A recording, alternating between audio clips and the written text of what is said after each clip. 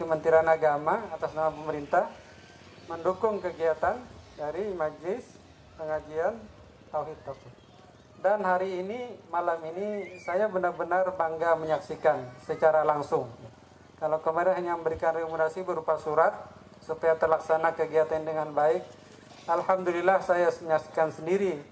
Saya bersyukur kepada Allah bisa langsung hadir di tengah bapak-bapak, ibu-ibu, para peserta pengkaderan Majelis Pengajian Tauhid Tasawuf yang dipimpin oleh abuya kita. Ya, ini bukti keberhasilan bisa mengumpulkan, menghimpun dari berbagai negara tadi. Ini luar biasa.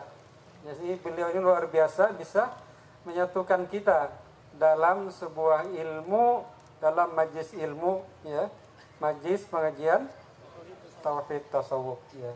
Ini terbukti sekali. Jadi saya turut bangga. Kenapa turut bangga, turut berkasi? Karena ini sesuai juga dengan visi dari Ditjen Bimas Islam, ya, di mana kami berada, ya. Saya selaku Direktur Penerangan Agama Islam. Visi kami adalah terwujudnya masyarakat yang taat beragama, sejahtera lahir batin. Nah, itu yang kami canangkan, kami angkat sebagai visi, tujuan yang ingin diraih.